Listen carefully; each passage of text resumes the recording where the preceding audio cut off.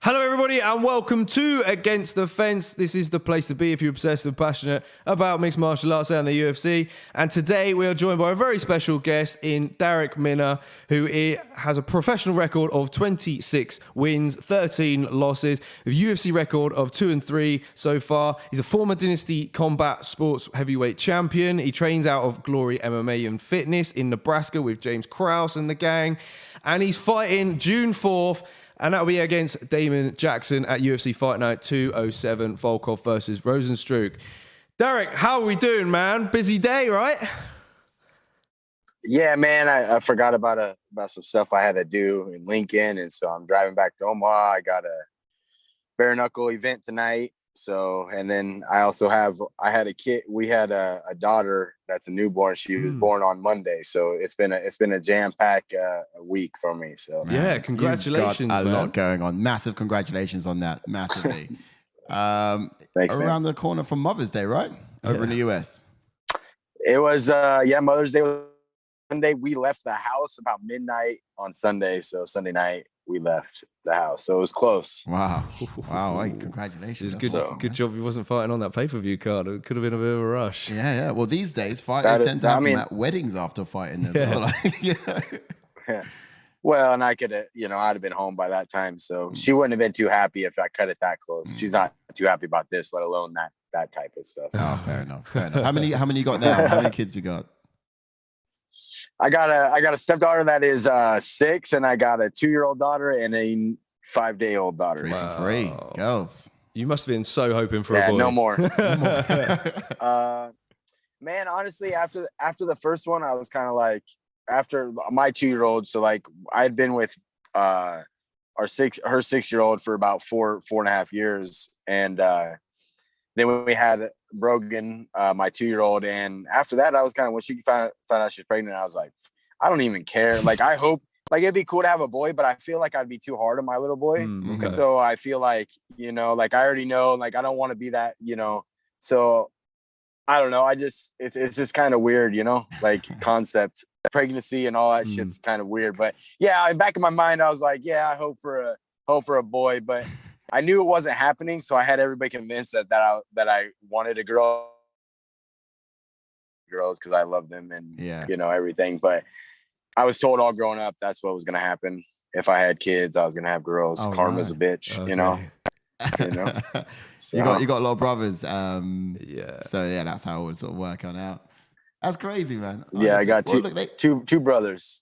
Daddy's little girls, but they could also get in the fighting too. Who knows? There's been talks of an atom weight division potentially. Oh, I don't think there will be. Well, let's just how about I'm just gonna be so successful in the next 5-6 years that they don't have to fight. That's it. That's true.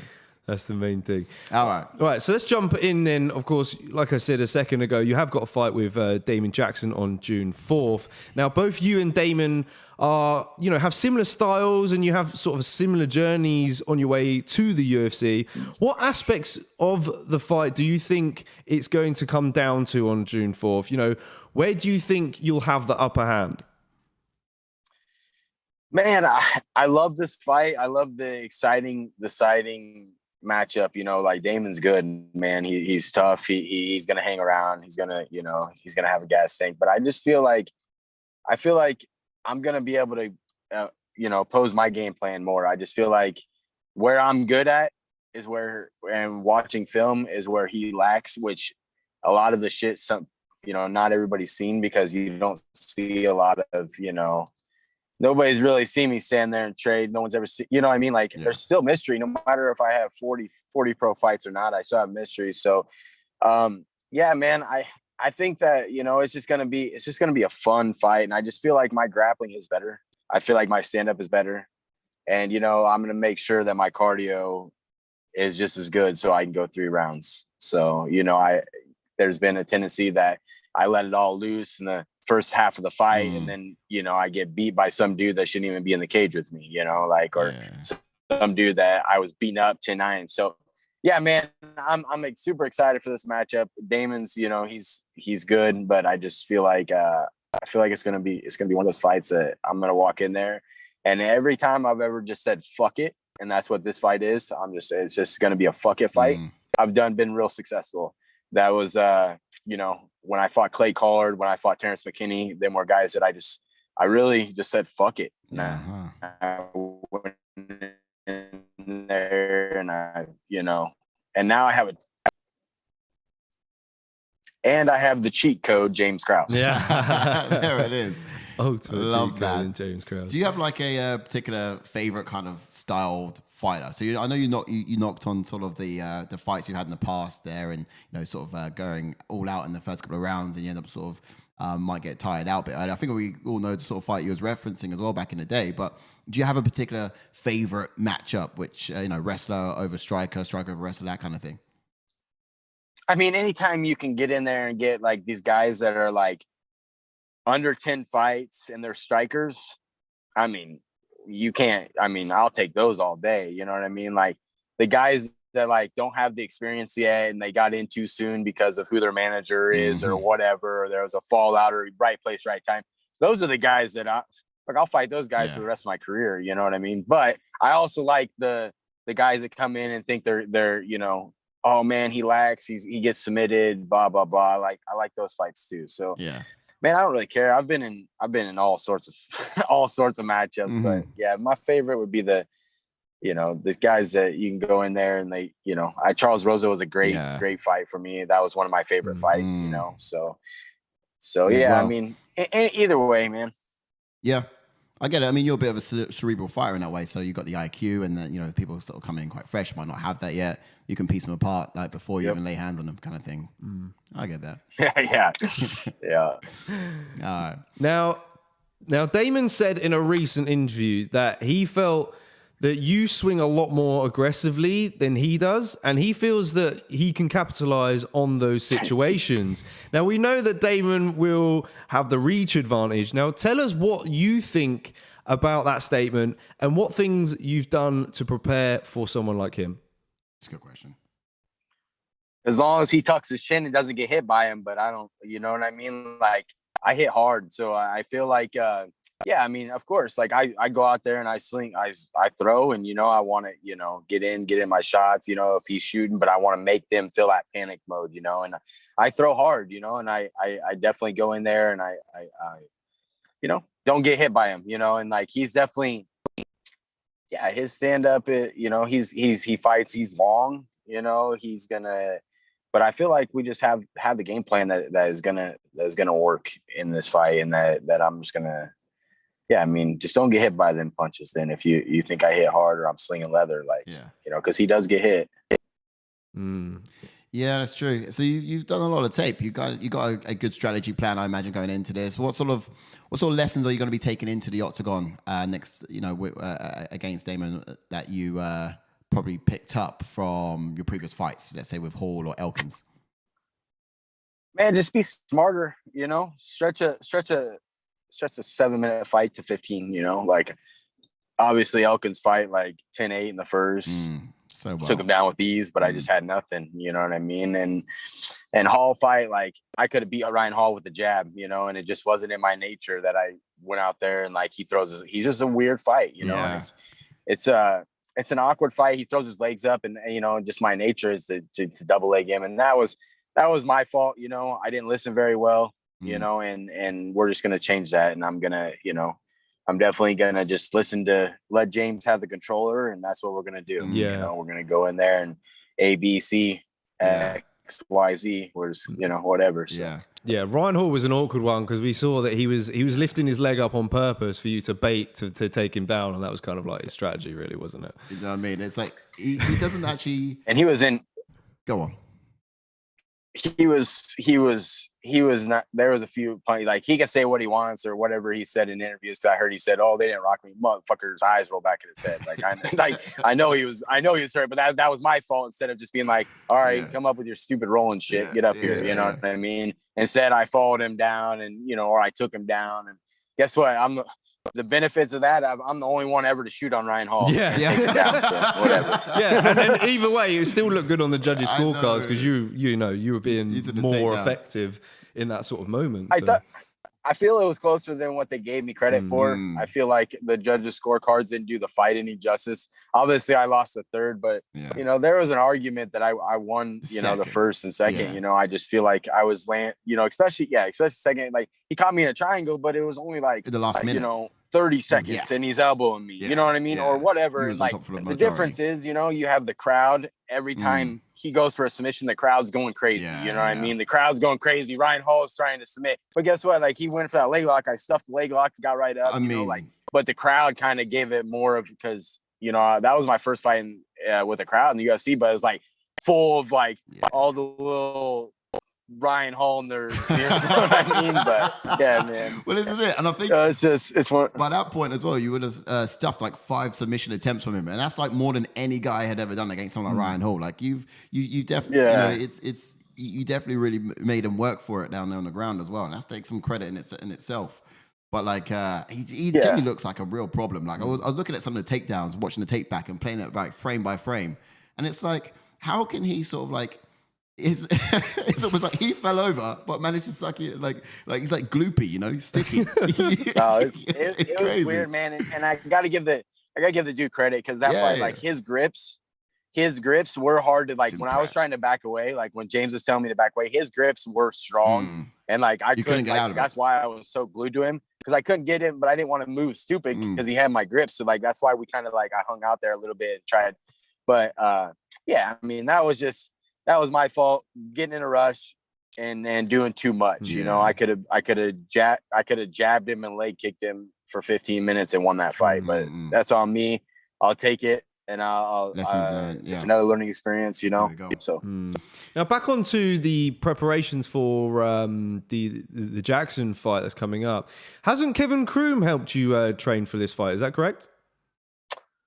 Yeah, Kevin, you know, Kevin's in there. We got a group of guys in there. You know, I mean, there's James brings in, there's like 22 guys in the UFC in there. And then there's a bunch of dudes that like nobody even knows. So yeah, Kevin, you know, obviously me and Kevin is crazy. So, cause me and Kevin fought one time and now, you know, he's one of my main guys down there and stuff like that. So yeah, man, it's just a super good group of guys. And yeah, Kevin's a good look for Jackson too. That tall, lanky, you know, throwing that jab out there and stuff like that. So. Yeah, I was literally going to say, isn't Kevin Kroom the perfect training partner to prepare for someone like Damon Jackson? Like, to a T, almost. Yep, for sure. I got a couple of those guys that you know image him very well. So looking pretty positive so far. Then another question: You've been with James Krause now for some time. How long has it been so far? And what aspects of the game would you say that he's improved the most? Man, it's been I fought Grant Dawson in the UFC, which James cornered against me. And then I called him right before the TJ Laramie fight. I got it on 3 weeks notice. And I'm in Omaha. They're in Kansas City. It's a 3-hour drive. I called him and was like, hey man, like I need to find a new squad. I need to find blah, blah, blah. And yeah, so he opened his doors and he's definitely improved like all around game of mine and just being patient and just the fight IQ, you know, although, you know, the last 2 fights, kind of struggled with that, but like if you take those fights out and get the Rosa and the Laramie fight, them are both fights we knew exactly what was going to happen, you know. And so I just gotta trust a little bit, you know, trust in him and just do as he says when he says it and just go from there, you know. His IQ, his you know, training up to it, everything has just improved tremendously for me. So all right, perfect. Yeah, no, true. Let's go into some quick fan questions then in the chat. I think got a few. It's been blowing up a bit. We've got some people sort of chiming in. See. We got some congratulations, of course, from earlier on. We was talking about your new girl.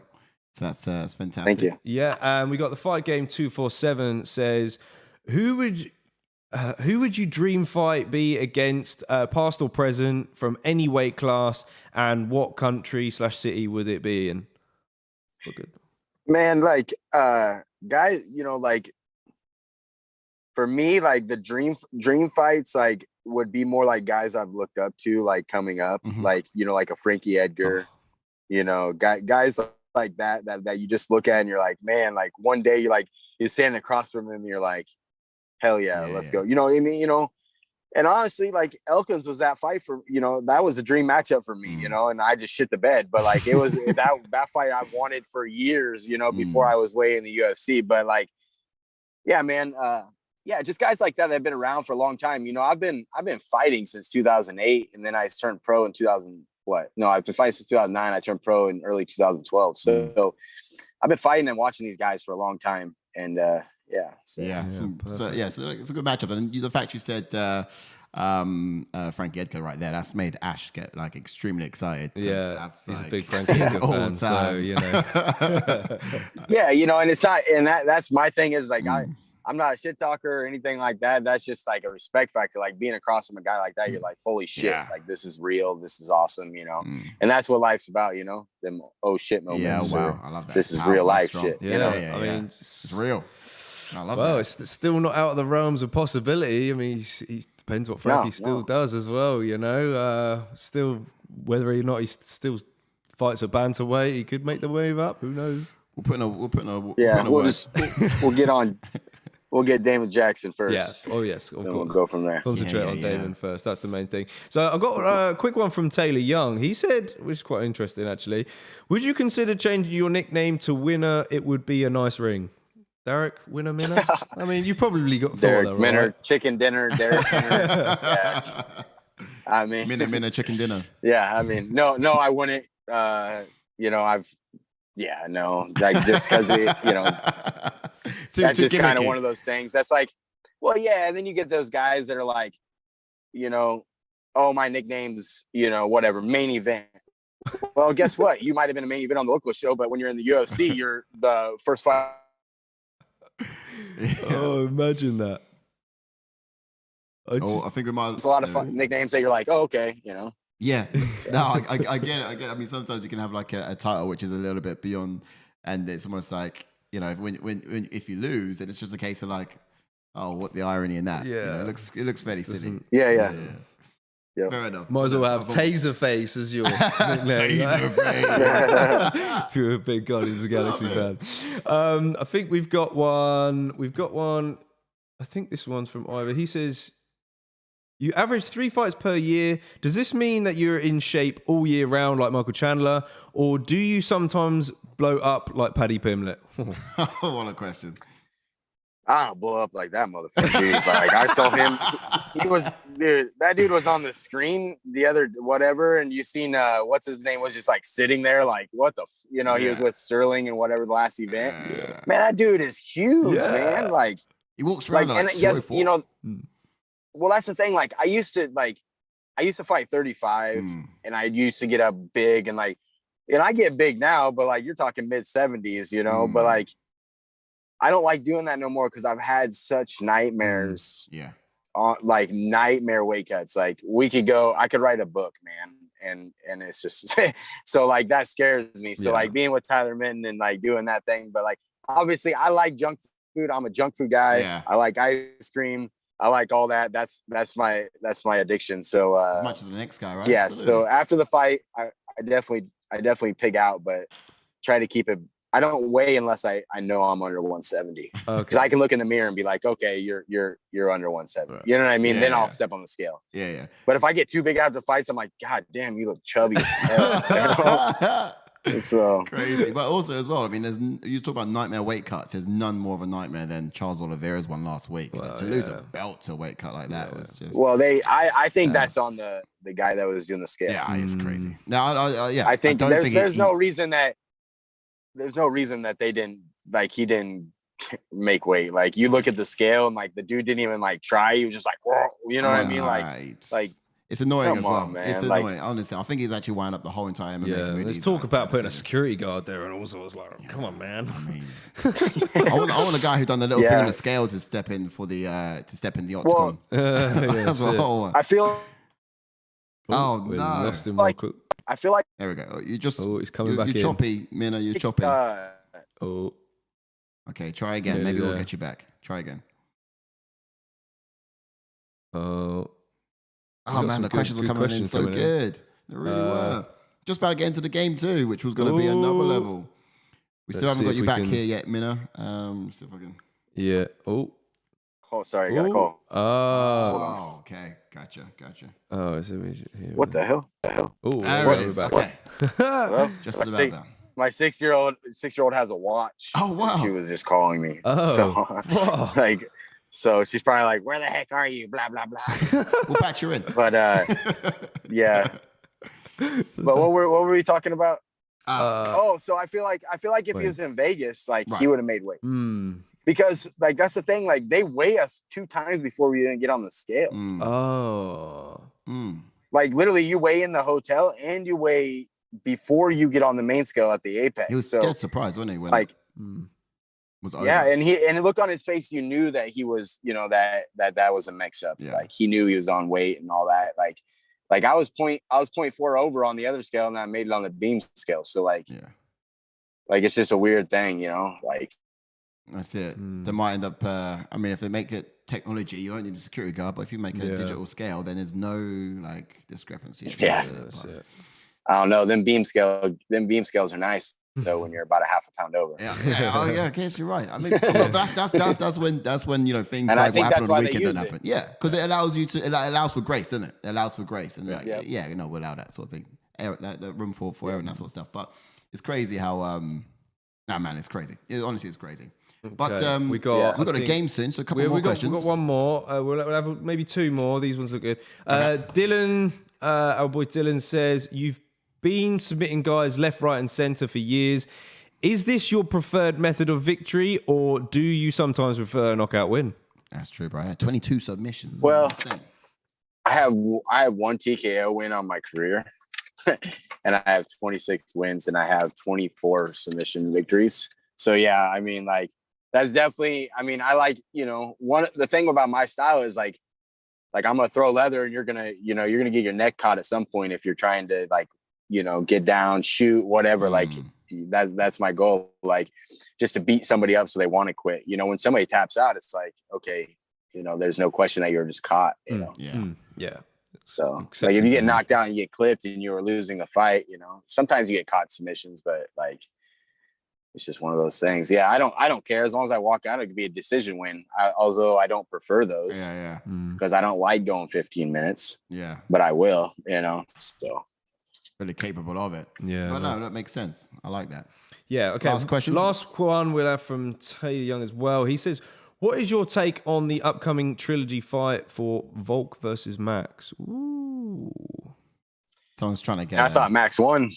Yeah, I thought Max won the last one and the one before. You know what I mean? I thought he won the last fight for sure. So I think it should be, and I think the UFC knows that. You know, I had him winning. So I mean, who knows? You know, and that's what he was saying. He didn't do no sparring, no nothing. So it'll be interesting to watch, man. I'm excited. I like watching Max Holloway fight. Yeah. So you I guess easy pick on who you're going for this time around then. Oh man, Volk, you know, he's good though. Yeah. Volkanovski's freaking good, so man. good. Like it's just one of those things. I just enjoy watching them both fight. But like Max, you know, I just, you know, I like watching Max. I like, you know, he's exciting. We might find ourselves in a scenario that, inevitably time gets all of us, and eventually you're going to be so good, but you get over a hill and you start declining. And at this point, it's a case of who's. Are we still getting better for each of them, or is there a point where one of them is going to slowly start declining in ability sooner than the other one, and who will it be first? You know, but you know, I mean, Max is taking a lot more damage too. You know, so it's hard. It's one of those things. But like, he's I think, you know, the craziest is Max wins. They're gonna have a fourth. Yeah. You know, so it's just. So this year could be the featherweight championships this year. 2 title fights between those two. You just never know. Yeah, we haven't seen the fourth before, but there's a possibility as well for Moreno. Should he get the next time round? True. Yeah. Okay. One quick fire one. Okay, which is quite a cool one. I think it was from Ash. What's your favorite submission? A guillotine. Yeah. There we go. All right. I have like 11 of those. No way. As a pro. 12 of those. Yeah. I have a lot. Like, it's cool to catch guys in tricky shit, but like when guy gets, like remember on the local scene, I was headlining an event in Lincoln, and the guy talked shit like he's one trick pony, blah blah, and then I caught him in a guillotine in like a minute, and it was like, okay, fair enough. Yep, there's your one trick, you know. So yeah, because it's coming, But if it works, no, why mix it up? And in fact, I had a question a bit earlier about what submission would you be excited to pull off, given the opportunity to do so in a fight? Like, have you had one that you've just been dying to do, but haven't really had the opportunity to do it? Man, I got one, and it's I call it a punch choke. So and I've gotten about every other one. I've always wanted to land a long flu. I did that right before I got in the UFC. I've had knee bars, I have triangles, I have arm bars, all the rest. But like, there's a couple that I use that I show like a lot of people that like really like you haven't seen before. They've never been used. So I really want to catch somebody in something that nobody's like seen. And they're like, oh, what the hell was that? So. Yeah. Okay. What would we name it as well then? We'd have to come back to here to find out how we're going to name that. Like, the Minotine. The Minotine. Hello. That's cracking. Hello. What a name. Yes, I like that. Look out, Damon. It's coming. All right. No, he that's the thing with him. He's going to be ready for all that. He's a grappler. He knows, so. Well, but you put your neck somewhere, it's going to get taken. Sick. Come here for a second. Let me smell your hands. Yeah, don't zig when you should zag, my man. All right. Cool. I think it's that time of day. Yeah, I think we should go for a quick fire. Well, not quick fire, a game. Now, we'll just explain this game. Cool. It's a Family Fortune style trivia game, right? Now, we've asked our Discord community a bunch of 5 questions with a bonus question in there with 3 answers to them, okay? So you're going to answer these questions with your opinion, but you're also hoping to get the most popular answer. Right. Does that make sense? So we can say the most popular answer is, and then if it matches up, then, you get the point. Yeah. So you can think strategically on the most popular answer, or you can just go with your gut. So you can go either way on that. But, just a bit of context as well. Fighters come onto this channel. They love the games that we think of and come up with. So, welcome to the game board. We've had a unique one every one we've done so every far, time we've done one, exactly. It's a staple thing. So you're part of it now. Well, let's do it. All right. I'm ready. Cool. Right. I wish we had like a theme tune. We'll think of one. We need to bring a food, definitely, for sure. We'll get one too. All right. First question, though. Who do you think has the biggest wang? Francis Ngannou, Cyril Gane, or Tai Tuivasa? Yes. And this is, if it's out of the heavyweight division, the top 3 in the heavyweight division. God, we can only assume. I mean, it's got to be Francis, bro. Yeah. Well, that thing's got to fucking Jesus Christ, bro. That thing's got fuck, bro. I mean, fuck. It's gotta be. I mean, I don't know, but maybe. You never know. Oh no, we do. We actually know the answer to this one. We know. Did you? Hell yeah. This is facts. The Discord community, I like your guys' know research, man. That's awesome. Whatever it costs, man. Whatever it costs. The Discord guys know. How you feeling, by the way, Jordan? A bit scared. All right. So the survey says it was Francis Ngannou. That's what most people went for in the Discord channel. Yeah, obviously, I think. So that's not bad. 1 for 1. Okay. Next one up. Whose return to the UFC would you be most excited to see? Conor McGregor, John Jones, Henry Cejudo. Man, I want to see John Jones go up to heavyweight. Man, I really do. The Sterling Cejudo fight, man, I just think Cejudo wins that. But I really want to see John Jones, versus Cyril Gane, Ngannou, all those guys, man. So that's who I'm most excited for. And he's a wild card, man. Yeah. That's fun. Yeah, for sure. Yeah. That's so true. Interesting. You think and he's still winning, Yeah. Yeah. True. It's interesting you skipped over the hyper what Conor McGregor is. A lot of people might have gone with that, and it didn't but you was quite confident in John Jones. I mean, for your own opinion, and you think that's probably what the survey would have popped up with as well. Yeah, I mean, I'm sure. Depending on your Discord, Conor McGregor's the most popular guy. But I'm gonna say my personal opinion is John Jones. But I'm gonna say that your Discord said Conor McGregor. Okay. Wow. Actually, we can only take one answer, but we'll go your first one. John Jones. Yeah. Okay. It was actually John Jones. So we've not got a bunch of casuals in our Discord. We don't. No. This is good. And hashtag ads. If you're watching this right now, get in the Discord description in the link below. There you go. All right. Question number 3. All right. Cool. So number 3 is, who's your favorite referee out of these 3? Jason Herzog, Mark Goddard, or Herb Dean? Jason Herzog. Ooh, really? Interesting. 100%. Yeah. Nice. Not even comparison. Oh, I've said he's like said he's very underrated. I like to him. be honest. Like people. No, he's the most underrated. He's the best. Yeah. He's the best ref out there, man. The way he moves, the way he, protects the fighters, the way he, is very vocal, the way he talks to us in the back, just all that, man. I feel like he does it. If there's not a UFC, he's traveling everywhere, man. That dude gets all the practice in the, like you'll see him on random just wherever. Yeah. So. A lot of respect for the guy, so much. He's such a some professional. respectful names there, and most popular out of the three, I think, is Herb Dean. But the survey had said Mark Goddard. Actually, Mark Goddard. Well, I think a lot of Brits in our Discord. A lot of Brits. Yeah, that makes sense. Yeah, but makes sense. But other than that, a lot of respect for managers. If I was to put numbers to it, it would go Mark Goddard and then Herzog for me. Yeah. But number 4, ready? Yes. Who do you think the most overhyped fighter in the UFC is? Is it A, Sean O'Malley, B, Paddy Pimblett, or C, Alex Pereira? The most overhyped fighter in the UFC. Who was the last one? Did you say? Alex Pereira, Middleweight guy.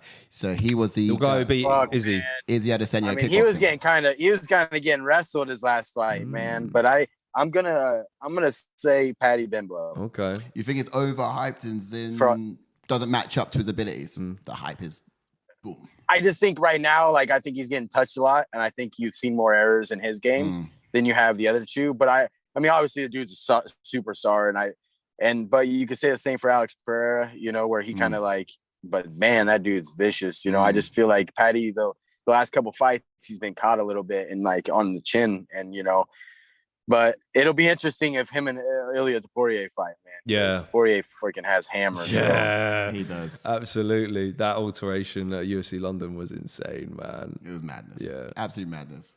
Well, we can tell you that the answer. Yeah, I couldn't. Go on. Go ahead. Nope. Yeah, sure. Okay, cool. So I think you cut out for just a second on that one, but I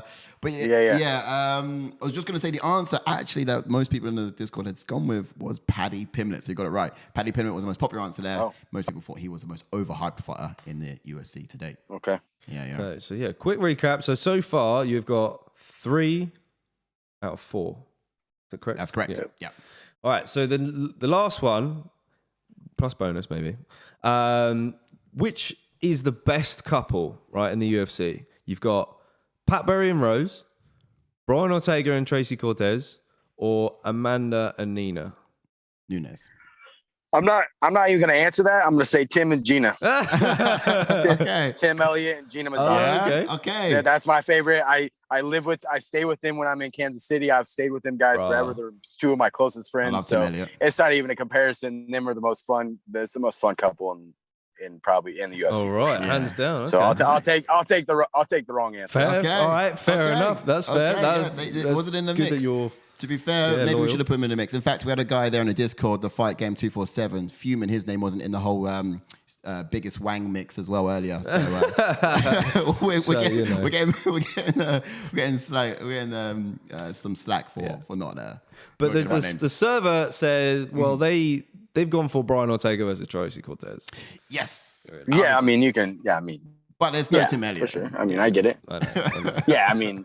Yeah, you can't compete. They can't compete, but yeah, they're close second. Right, okay, that's cool. That's magical, man. That's magical. Thanks for educating us on that one. Oh yeah. All right, I think you've been good, and so far, you got 3 out of the 5 correct so far. You did 4 for the question in the last one, but we'll give you a bonus question to make back something from it as well. So let's see how you feel about this one.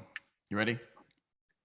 Yep. You find yourself in a pub brawl, right? 5 menacing individuals are opposite you. You're outnumbered 5-1. Who are you calling for backup? Now, who's your right-hand man in the UFC? So we've got 3 names. Here we go. You ready? Was in the UFC. Yep. Yes. Now, these names, you might notice, have been the 3 people recently cut from the UFC, which is why it's going to be quite tricky. Okay. So you've got Chase Sherman, Sam Alvey, or Chris Montigno. Who are you going to take? Fuck, I mean, I think we're going to go with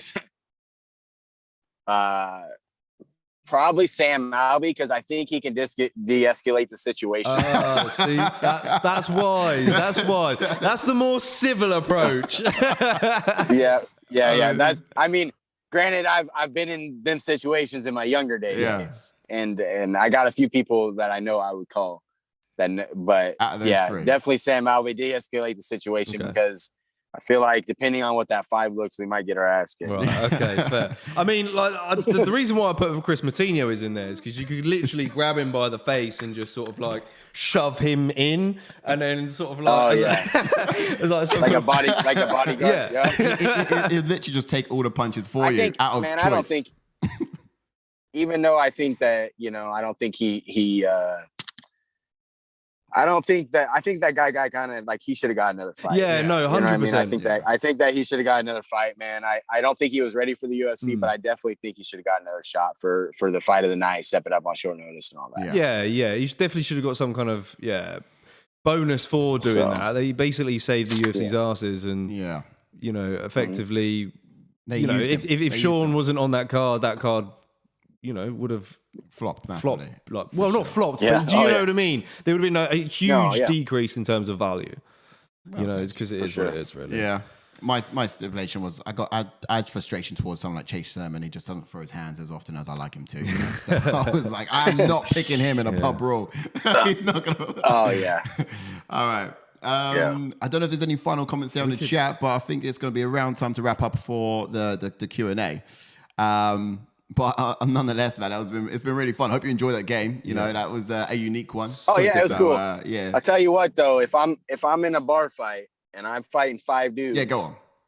You guys might not know him, but Ryan Jensen, 8-time UFC vet, is the dude I'm calling. Okay. Meanest motherfucker out there. He's been my coach for since I started this shit. And that dude, he's good. He had a tough run in the UFC, but if he was in today's times, he would have been top 10, top 15 in the UFC, but he had a tough run. So he's mainly been your sort of. I stay loyal to my people. Good. I love it. I hear. Well, we'll clip it up and he can have that little bit right there. But a big shout out to the guy for sure. No, I love that. And if you want to share me his number and I get a rule, I'll call him too. Well, bro, steady on. Hey man, it's bad. Dude, his middle.